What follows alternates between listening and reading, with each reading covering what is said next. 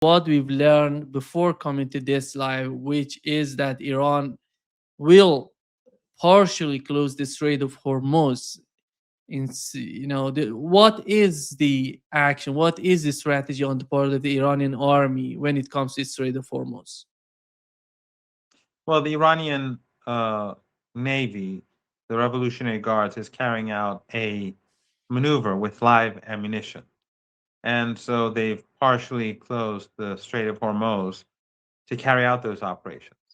And they are using some of the weapons that will be used against the United States and against anyone linked to the United States, any entity linked to the United States in the Persian Gulf region, because we have to keep in mind, Nima, that all of the Arab family dictatorships in the Persian Gulf, which are despotic regimes, there's no freedom in Qatar to say anything about the regime. There's no freedom in the Emirates. There's no freedom in Bahrain.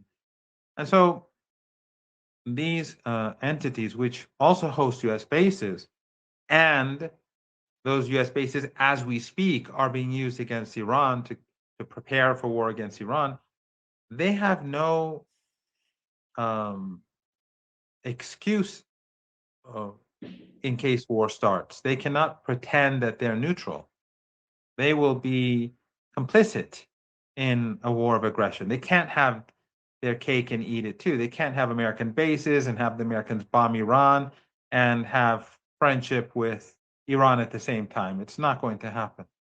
So, Iranian missile capabilities, which are not simply long range surface to surface missiles that we saw used to batter the Israeli regime. Iran's missile capabilities include uh, surface to sea to sea missiles, short range missiles, medium range missiles, and of course, hundreds of thousands of drones that have been put in place to attack assets across the Persian Gulf region and in the Indian Ocean. So the Iranian firepower is enormous and it's spread out, and the vulnerability of Iran's potential adversaries is extraordinary. This is not a normal part of the world. This is not an ordinary region. It is full of oil and gas installations, oil and gas wells. It is full of refineries. It is full of ports for exporting oil and gas, importing goods from the West through all the wealth that is accumulated and from different parts of the world. And then you have ships, tankers coming and going. Then you have the Strait of Hormuz. The Persian Gulf itself is not very wide. Iran controls one side of it and islands in the middle of it. And then there's the Indian Ocean. There is, with the missile capabilities that and drone capabilities that Iran has, whether they're from the sea or the land, uh, the global economy will be devastated, and the price of energy will go through the roof. And in addition to that, Nemo, something that I usually don't uh, discuss is that this these tiny regimes, they spend a lot of money because they have a lot of wealth. And so a lot of the exports from other countries come to this part of the world disproportionately. So those will come to an end. It will crush the global economy. And Trump being weak and vulnerable as things are, unpopular, people opposing war in the United States, you now have a very difficult economic situation. It's getting worse in the United States. And then to add on all that is, of course, the exposure of the Epstein class to the American people and the cover up and the continued cover up. So he's not going to have popular support when he engages in war, and when the pain starts kicking in. Americans are not going to like that. His own 30% or so supporters are going to be the first to be outraged when they lose their jobs. And then we saw Uh, Ayatollah Khamenei today speak about sinking naval ships. Uh, this is not a situation which I think uh, any sane person in the United States would want to see turn into a conflict, turn into a military conflict. But then again, Washington is controlled by the Epstein class. This is the Epstein regime. And the people around Trump and the Senate and the House, they are Israeli firsters. They don't care about the United States or about the global economy or European economies. They care about Israel. You're muted, Nima. Yeah, actually, we are You're still witness. muted. Yeah, let me. Can you hear me, Professor Marandi? Yes. Yeah, Yes. we are witnessing some sort of unprecedented escalations between the United States and Iran in the Middle East. We haven't seen this sort of escalation before. You know, when you see in the two aircraft carriers, 15 destroyers in the region, and they're bringing a lot of weapons to the region. And on one hand, Donald Trump, who, you know, said that before, he said that he's not seeking regime change in Iran. He changed his rhetoric that maybe the regime change is the best option. What is the, the response on the part of Iranians to this sort of rhetoric, changing, no regime change, no, let's go after regime change, let's prepare to a new war in the Middle East? What is the Iranian response to that? I just want to also add to this that this is the position of the entire Epstein class in the United States. Those who hate Trump, like the New York Times, when it comes to attacking Iran, they're all for it. The Washington Post, they're all for it. So they'll constantly say how terrible things are in Iran and how evil the so called regime is and they're killing people. That's what this is all about. There's a consensus. They want to demonize Iran in for ordinary Americans to justify war. So they may hate Trump, but they love war. And uh, so, it's not as if this is an issue about Trump. This is the Epstein class. This is a regime that is controlled by this particular class. And I think the most important thing right now that we have to take into consideration is that while the United States is divided and the American people don't want war, they're not happy with this regime. They're not happy with the Epstein class, any part of it. They despise all of them, whether Democrat or Republican, they're all the same. Whether the New York Times or the Washington Post, whether Fox News or MSNBC, they're all the same. On the Iranian side, we've seen two massive shows or two massive gatherings of people in Iran across the country on January the 12th and on February the 11th. On January the 12th, after the riots on the 9th and the 10th, where 3,117 people died, hundreds of police officers, this was a conspiracy launched and carried out by the US and Israeli intelligence agencies, probably along with the MI6 and perhaps the French. We know this from the U.S. Treasury Secretary, who said we plan to bring down the currency to bring people to the streets, and then we saw Pompeo, Mossad, Channel 13, 14, 15 of Israel, all of them claimed that both Mossad was involved, the CIA was involved, and that weapons were brought in by foreign agents, intelligence agencies to kill hundreds of police officers and security officials. So this was a conspiracy. And people, and back then Trump was talking about attacking Iran. On January the 12th, millions came to the streets, and roughly 3 million in Tehran.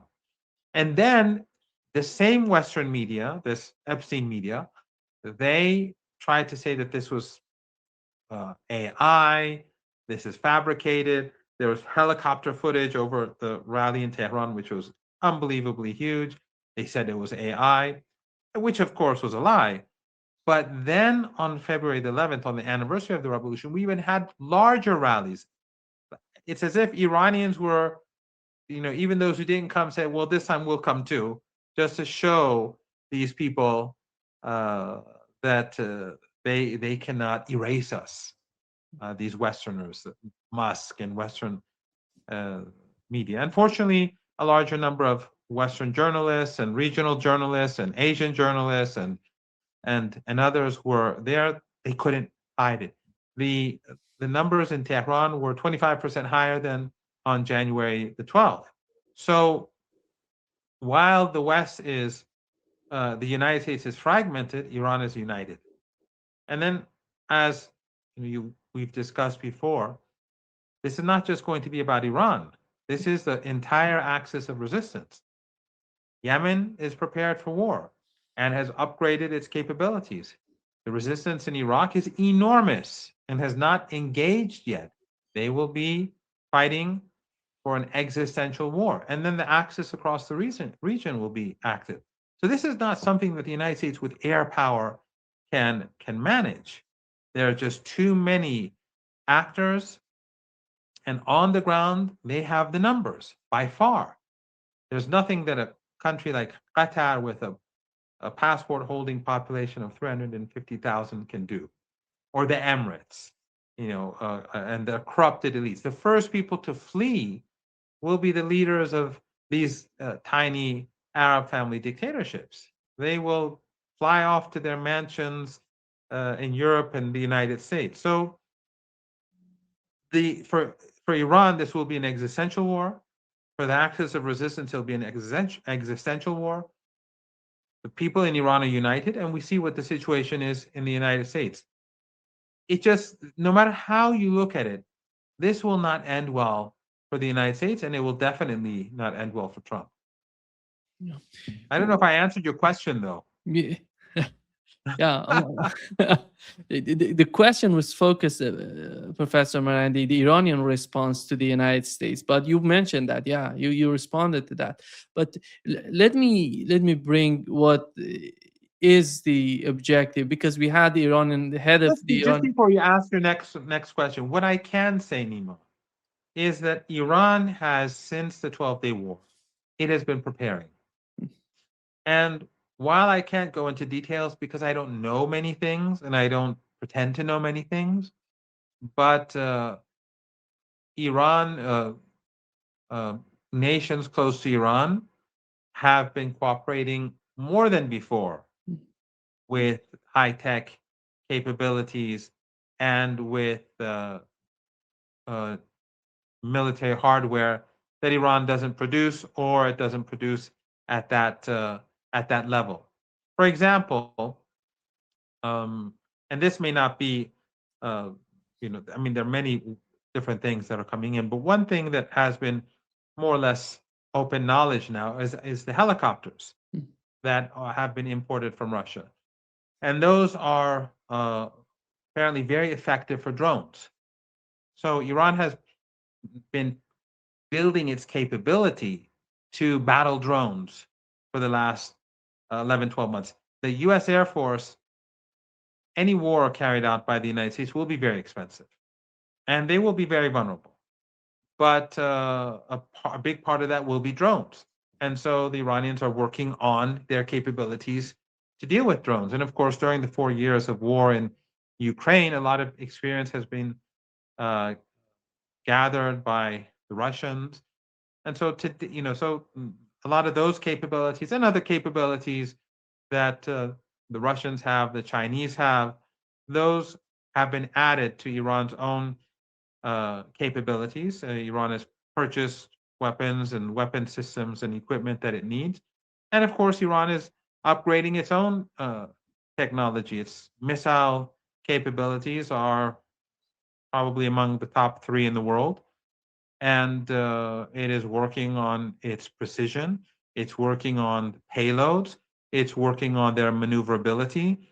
So it's just going to be more difficult for Iran's adversaries, and also Iran's capabilities to fire missiles from many more places than before. It will have a lot more room for maneuver than in the past. there are many ways in which Iran has increased its capability. So while the Americans are bringing in their own capabilities, the Iranians are upgrading their own. But at the end of the day, Nima, as I told you, this is a region which is very sensitive, Mm.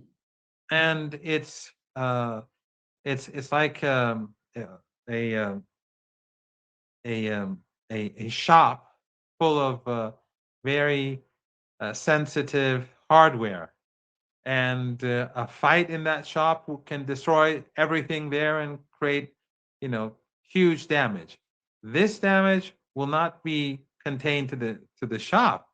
This damage will create a crisis worldwide, from the south uh, the Latin America to the north of Europe, from the southern tips of Africa to New Zealand. Everywhere will be affected, and everyone will know that it is Trump that has carried out has brought about this crisis. And one reason why the Iranians are negotiating is obviously, if Trump behaves in the same sane manner and is reasonable, there can be a deal. So, you know, I'm not saying it's likely, because the Iranians have said they're not going to give any concessions on missiles or their alliances, or they're not going to give up their right to enrich uranium. But the second reason is that the Iranians want the international community to know that if and when this catastrophe happens, you know who to blame. You know which senators in the United States were calling for war. You know which journalists were calling for war. Look them up. Keep their names. You know which political leaders were calling for war. When you lose your jobs, when you lose your homes, when you are no longer able to, uh, you know, find the sort of uh, materials you need to sustain yourself, then you'll start thinking about who brought this upon you. So the Iranians are negotiating to make sure that everyone knows who's to blame for whatever happens. When it comes to the Iranian response, my understanding, Professor Marandi, correct me if I'm mistaken, that Iran would respond in a different manner, comparing to what it was during the 12-day war. The strategy on the part of Iranians somehow drastically changed. What are those changes, and how would Iran react if the United States start attacking? Are they gonna stay? Are they gonna think about a measured sort of response, or they're gonna attack each and every target in the region? Well, it's going to be an all-out war, and that's for sure. But what we were discussing together a few weeks ago, by carrying out this maneuver in the Strait of Hormuz, they're effectively saying the same thing that we've been saying for the last few weeks. That this is not going to be just about Iran and the United States. Iran is not going to just go and strike their military bases or bomb their assets or strike their ships. Iran is going to make sure that all those entities in the Persian Gulf that collaborated with the United States, they too pay a price. They are all complicit. They cannot pretend that they're not. And these regimes, as I've said on multiple occasions, they will not last. Bahrain will not last. None of them will last. They're unpopular. They are the minority in their own country. There are millions of foreign workers who are treated often as slaves and uh, indentured servants and with impunity. This will not end well for the United States. So it will be an all out war for Iran. Iran will strike very hard from the beginning. And all options are on the table for Iran. It's not just going to be about the military. Anything that is in the U.S. interest will be fair game. Anything doesn't even have to be owned by the United States. Anything that's of interest to the United States, whether in the Caucasus or in the Persian Gulf or in the Red Sea. And we have to keep in mind that Yemen fought a 7-week war with the United States. How did that end? Did the United States win that war, or did they have to walk away? Iran's capabilities are far greater than that of Yemen. And then this time around, Yemen is also going to be a part of the war. And Yemen today is not the Yemen of a year ago. They've been preparing. Everyone has been preparing. It's not just the Americans who are bringing assets into the region. Our assets are already here because this is our home turf. It doesn't cost us much to keep our to hold our ground, to stand up against the United States in our own neighborhood. But for them, everything has to be brought across this ocean. They'll have daily costs, and as we speak, they're the ones paying an enormous price to get their assets here. They'll have to pay an enormous price to keep their assets here, and they'll have to pay an enormous price to take them out ultimately. But if there's war, I don't even think that those costs will compare to the economic costs that will be incurred. It will just be no comparison at all.